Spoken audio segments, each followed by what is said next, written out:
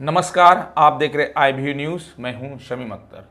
News click से जुड़े पत्रकारों के यहां पुलिस के छापे पड़े और पत्रकार उर्मिलेश सिंह और पत्रकार अभिसार शर्मा को दिल्ली पुलिस की स्पेशल सेल अपने साथ गिरफ्तार करके ले गई है। दोस्तों, बताया जा रहा है कि उन पर UAPA की धारा यानी देशद्रोह के तहत केस दर्ज हो सकता है अगर इन पत्रकारों के खिलाफ देश से गद्दारी करने और दूसरे देश से मिलकर देश को नुकसान पहुंचाने को लेकर सरकार के पास कोई सबूत है तो सरकार को देश को बताना चाहिए।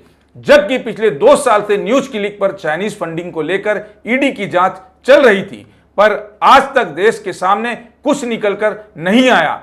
अगर ये पत्रकार किसी चाइनीज प्रोपेगेंडा का हिस्सा है तो बेशक सबूत के हवाले से कार्रवाई कीजिए और ये जानकारी सरकार के तरफ से पब्लिक डोमेन में भी आनी चाहिए। यदि स्वतंत्र पत्रकार सिद्दीक कप्पन जैसा झूठी UAPA केस लगाकर 22 महीनों तक बिना सबूत के जेल में रखा गया था ताकि दूसरे स्वतंत्र पत्रकार का मुंह बंद कराई जा सके। निष्पक्ष स्वतंत्र पत्रकारों को अगर डराने के लिए पत्रकारों को चीन से जोड़कर सरकार के खिलाफ साजिश करने का मामला बनाकर पत्रकार को गिरफ्तारी कर देश के और स्वतंत्र पत्रकारों पर अंकुश लगाने के लिए इस तरह की गिरफ्तारियां की जा रही है तो फिर ये लोकतंत्र के सेहत के लिए बुरी खबर है। पत्रकार उर्मिलेश सिंह को उनके घर गाजियाबाद से लोधीपुर थाने और पत्रकार अभिसार शर्मा को दिल्ली के स्पेशल सेल पुलिस उनके घर से गिरफ्तार करके उनके मोबाइल और लैपटॉप के साथ ले गई है। साथ ही न्यूज क्लिक के पत्रकार भाषा सिंह और निंदो चक्रवर्ती पर भी मामले हैं। अच्छे दिन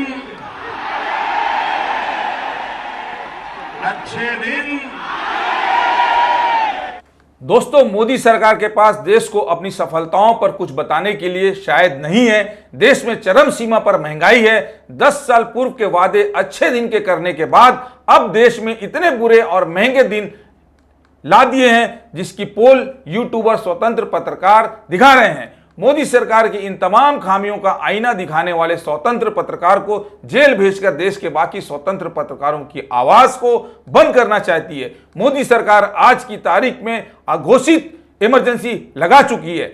देश से लोकतंत्र को खत्म करने का काम कर दिया है। इसका परिणाम मोदी सरकार को बेहद बुरा भुगतना ही पड़ेगा।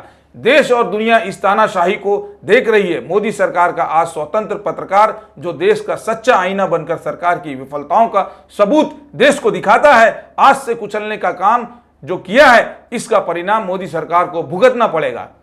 दोस्तों, पत्रकार का असल पत्रकारिता धर्म क्या होता है? 2014 से पहले हम जैसे स्वतंत्र और मेन स्ट्रीम मीडिया भी जो आज गोदी पत्रकार कहलाता है, सभी पत्रकारों ने मनमोहन सरकार के खिलाफ अन्ना आंदोलन से लगातार अपनी कवरेज कर रही थी। मनमोहन सरकार ने ऐसा अंकुश पत्रकारों पर कभी नहीं लगाया था और ना ही पत्रकार को कभी गोदी मीडिया बनते देखा गया हो। 2014 में नरेंद्र मोदी प्रधानमंत्री की उम्मीदवार थे तो उन्होंने क्या कहा था कि अच्छे दिन आएंगे, अच्छे दिन आएंगे। मोदी ने कहा था, भाइयों और बहनों, देश में अगर मोदी की सरकार केंद्र में पूर्ण बहुमत से आएगी तो विदेश में जितना काला धन है मैं उस काला धन देश में लाकर भारत के हर व्यक्ति को खाते में 15-15 लाख रुपए तो यूं ही आ जाएगा। क्या यह सवाल हम पत्रकार का पूछना देशद्रोह है? आगे कहा था कि देश में महंगाई इतनी ज्यादा है और मोदी की सरकार आई तो देश से महंगाई खत्म कर देंगे। महंगाई खत्म होना तो दूर, 3 गुनी महंगाई बढ़ गई है। क्या यह सवाल स्वतंत्र पत्रकार पूछे तो यह देशद्रोह है? पेट्रोल की कीमत कांग्रेस की सरकार में 70 रुपए लीटर थी, तब जब कच्चे तेल की कीमत आज के बाजार से उस वक्त 2 गुना थे। विदेश में आज कच्चे तेल की कीमत आधी होने के बाद भी पेट्रोल आज हमारे देश में 100 रुपए लीटर है। स्वतंत्र पत्रकार अगर यह सवाल पूछे सरकार से तो क्या यह देशद्रोह है? 2014 में घरेलू गैस सिलेंडर की कीमत 440 रुपए थी। मोदी सरकार में घरेलू गैस सिलेंडर की कीमत 1100 रुपए हुए। अगर स्वतंत्र पत्रकार यह सवाल पूछे तो क्या यह देशद्रोह है? रेल किराया 2014 तक कांग्रेस की सरकार में जितना आज है उससे आधी थी। आज रेल किराया डबल है और रेलवे में सीनियर सिटीजन का किराया हाफ था। बुजुर्गों का हक भी मोदी सरकार ने अच्छे दिनों के वादे करके छीन लिया। मोदी से अच्छे दिन के वादे वाले ये सवाल पूछ लेना स्वतंत्र पत्रकार का क्या यह देशद्रोह है? पुलवामा में 40 जवानों को शहीद हो जाना जिसकी जांच रिपोर्ट आज तक सामने नहीं आने देना, क्या यह सवाल स्वतंत्र पत्रकार का उठाना क्या ये देशद्रोह है? तो फिर मोदी जी, आप पुलवामा के उन 40 जवानों की शहादत के नाम पर वोट क्यों मांग रहे थे? उन 40 जवानों की शहादत को याद करके आपको वोट दें, ये आपने क्यों कहा था? क्या उन शहीदों की शहादत के नाम पर वोट मांगने से हम स्वतंत्र पत्रकार आपसे सवाल खड़ा करते हैं? तो फिर क्या स्वतंत्र पत्रकार का यह सवाल पूछना देशद्रोह है? 2014 में मोदी सरकार यह कर सरकार में आई थी कि चीन से लाल आंखें दिखाएंगे। आज चीन आपके रहते हुए हमारे देश में हजारों किलोमीटर अंदर घुसकर हमारे देश में कब्जा कर रखा है। आपकी हिम्मत नहीं है कि चीन को लाल आंख दिखाकर भारत की सरजमीन से चीन को भगाने का पहल करें। उल्टे राजनीतिक कूटनीति के नाम पर आप चीन के राष्ट्रपति शी जिनपिंग को ललना पलना के झूला झुलाते हैं। 2014 से पहले आप मनमोहन सरकार को कहते थे कि कांग्रेस सरकार पाकिस्तान से लव लेटर में बातें करती है, पाकिस्तान की बिरयानी खाते हैं। आप 2014 में प्रधानमंत्री बनते ही आप बिना बुलावा पाकिस्तान के प्रधानमंत्री नवाज शरीफ के घर बिरयानी खाने खुद चले गए। इस पर हम स्वतंत्र पत्रकार सवाल उठाते हैं, तो क्या हम देशद्रोह हैं? मोदी जी, आपके प्रधानमंत्री बनने के बाद भारत से हजारों करोड़ लेकर भागने वाले विजय माल्या और 17 बैंकों से 9,000 करोड़ रुपए के नीरव मोदी, निशल मोदी और मेहुल चोकसी 13,600 करोड़ रुपए पीएनबी घोटाला करके भागे।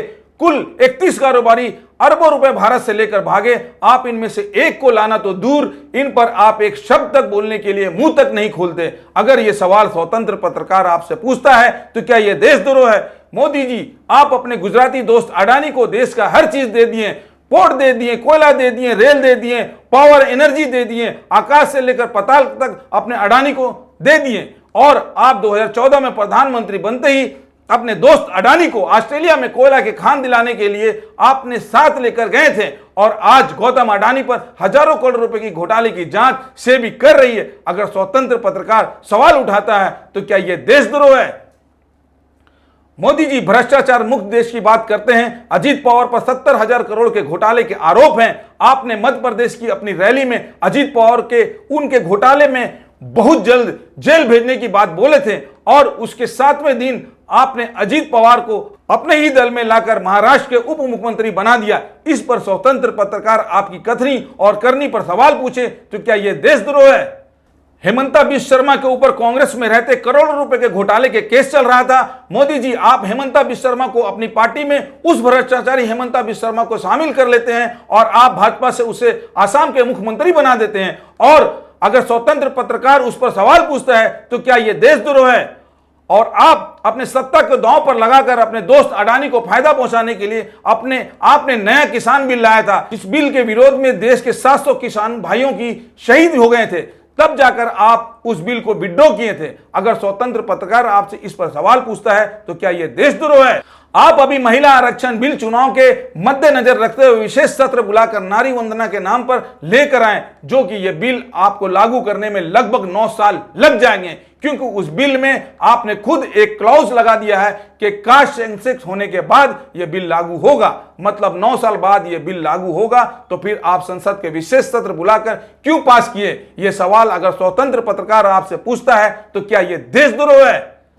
प्रधानमंत्री मोदी जी, आप अपने आप को गरीब और फकीर बोलते हैं। आप एक सूट 10 लाख का पहनते हैं और दिन में 3 बार आप अपने ड्रेस को बदलते हैं। अगर स्वतंत्र पत्रकार आपकी इस अमीरी वाली गरीबी पर सवाल पूछता है तो क्या यह देशद्रोह है? आपके सांसद अंतरराष्ट्रीय महिला पहलवानों के साथ यौन शोषण करते हैं। महिला पहलवान महीनों तक इंसाफ पाने के लिए धरना प्रदर्शन करती है। आप उन पहलवान बेटियों के इंसाफ के लिए मुंह तक नहीं खोलते हैं। सुप्रीम कोर्ट के निर्देश के बाद आपके सांसद पर केस दर्ज होता है।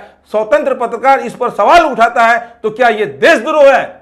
मणिपुर आज महीनों से जल रहा है। देश की बेटियों को नंगा करके सरे राह घुमाया गया है और गैंग रेप किया गया है। आप 2 महीने बाद मजबूरन अपना मुंह खोले पर केवल 20 सेकंड बोलकर आज तक आप खामोश है। आप क्या सोचते हैं हम स्वतंत्र पत्रकार उस पर कुछ ना बोले और कुछ ना लिखे? अगर हम उस बेटियों के जुल्म के खिलाफ आवाज बनते हैं तो क्या देशद्रोह है? मोदी जी, आप मन की बात देश के संसाधनों से करते हैं और आप अपनी और सरकार की बात पहुंचाने को लेकर देश के सैकड़ों न्यूज चैनल और अखबारों में हजारों करोड़ रुपए की विज्ञापन में देश के करदाताओं का पैसा खर्च करते हो, बावजूद आपका मन नहीं भरता। और अब यूट्यूबर बनकर भी अपनी और सरकार की बात करना चाहते हो। अच्छी बात है, आप अपनी और सरकार की सारी बात फिर यूट्यूबर पर बनकर रखिए, पर देश के हजारों करोड़ रुपए विज्ञापन में जो आप खर्च कर रहे हो उस पैसे को देश के दूसरे काम में इस्तेमाल कीजिए। अगर आप हजारों करोड़ रुपए विज्ञापन में भी खर्च करेंगे और आप यूट्यूबर बनकर भी वही विज्ञापन वाली बात करेंगे तो फिर यह देश हित में नहीं होगा। हम तो सवाल पूछेंगे। दोस्तों, कहीं ऐसा तो नहीं कि बिहार में जातीय जनगणना से ध्यान भटकाने को लेकर स्वतंत्र पत्रकारों को गिरफ्तार कर देश को बिहार की जातीय जनगणना से ध्यान भटकाने के लिए यह कदम हो? दोस्तों, मैं तो बेहद छोटा सा मामूली स्वतंत्र पत्रकार हूं। मैं ये खुलेआम कहता हूं, चाहे केंद्र और राज्य से जिसकी भी सरकार हो, आप स्वतंत्र पत्रकार को डराकर जेल भेजकर उनकी कलम को सच लिखने और दिखाने से नहीं रोक सकते। इस दुनिया के लोगों ने सिकंदर से लेकर हिटलर तक को देखा है। दुनिया की कोई ताकत स्वतंत्र पत्रकार को कभी खत्म नहीं कर सकती। एक चिराग बुझने से पहले 100 चिराग तैयार होंगे। इस खबर में बस इतना ही। दोस्तों, अगर आपको मेरी स्वतंत्र पत्रकारिता पसंद है तो मेरी इस चैनल को लाइक शेयर कर दें, और अगर आपने मेरी चैनल को अब तक सब्सक्राइब नहीं किए हैं तो सब्सक्राइब भी कर दें और बेल आइकन को दबा दें ताकि आगे की खबरों की नोटिफिकेशन सीधे आप तक पहुंच जाए। जय हिंद।